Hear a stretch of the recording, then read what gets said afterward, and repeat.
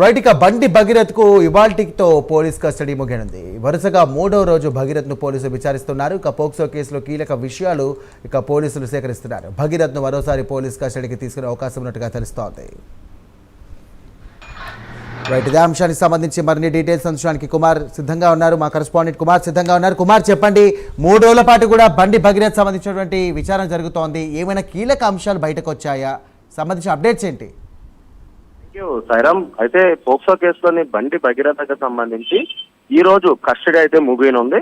అయితే ఇటు పేట్ బషీరాబాద్ పోలీసులు గతంలో మేడ్చల్ కోర్టులో కూడా బండి భగీరథను విచారించేందుకు 3 రోజులు కస్టడీ కోరగా దాన్ని కోర్టు అనుమతించింది. అయితే నిన్న ఈ రోజు 3 రోజుల పాటు బండి భగీరథను పోలీసులు ప్రశ్నిస్తూనే ఉన్నారు. అయితే మొదటి రోజు ఎప్పుడైతే చెల్లపల్లి జైలు నుంచి బండి భగీరథను తీసుకొచ్చిన తర్వాత మైనర్ బాలిక ఏదైతే ఇచ్చిన కంప్లైంట్ ఏదైతే ఉందో ఈ ఫామ్ హౌస్ అంటే డిసెంబర్ 31 తనపై అఘాయిత్యానికి పాల్పడ్డాడంటూ కూడా ఈ మైనర్ బాలిక ఇచ్చిన కంప్లైంట్ ఆధారంగా మొదటగా ఫామ్ హౌస్ తీసుకెళ్లి అక్కడ పూర్తిగా విచారించారు.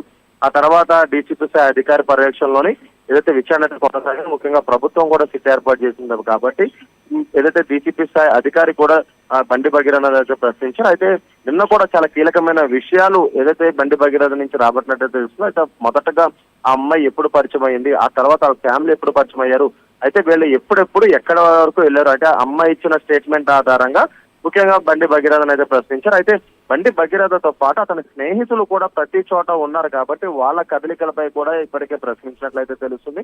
అయితే ముఖ్యంగా ఇటు ఈ పోక్సో కేసు సంబంధించి అంటే మైనర్ బాలిక ఇచ్చిన స్టేట్మెంట్ ఆధారంగా వచ్చినట్టయితే 3 సార్లు అఘాయిత్యానికి పాల్పడినట్లయితే ఇటు స్టేట్మెంట్ లో ఉంది. దాని ప్రకారంగా ఎక్కడెక్కడ ఏ టైముల్లోని వీళ్ళు కలిశారు, అయితే ఎక్కడెక్కడ తిరిగారనే దానిపై కూడా బండి భగీరథను పూర్తిగా ప్రశ్నించారు. అయితే ఈ రోజు కూడా బండి భగీరథను ఏదైతే విచారిస్తున్నారో అయితే ఈ రోజు సాయంత్రం మరొకసారి వైద్య పరీక్షలు నిర్వహించి ఇటు మేడ్చల్ కోర్టులో హాజరుపరుస్తారు. మేడ్చల్ కోర్టులో హాజరుపరిచిన తర్వాత నేరుగా చల్లపల్లి జైలుకి అయితే తీసుకెళ్తారు. అయితే ఈ 3 రోజుల కస్టడీలో కూడా చాలా కీలకమైన ఆధారం బయటకు వచ్చినట్లయితే తెలుస్తుంది.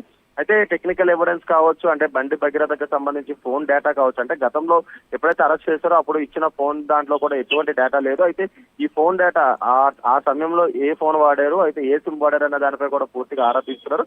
అయితే ఈ రోజు ఏదైతే మేడ్చల్ కోర్టులో మరొకసారి ప్రవేశపెట్టి చర్లపల్లి జైలుకి పంపించిన తర్వాత మరొకసారి కస్టడీ పిటిషన్ వేసే అవకాశం కూడా ఉంది. ఎందుకంటే ఇంకా చాలా మటుకు ఇన్ఫర్మేషన్ రాబట్టాలి కాబట్టి మరొకసారి కస్టడీ పిటిషన్ వేసి మరొకసారి అది ఏదైతే కస్టడీలోకి తీసుకుని విచారించే అవకాశం కూడా ఉందనే చెప్పొచ్చు.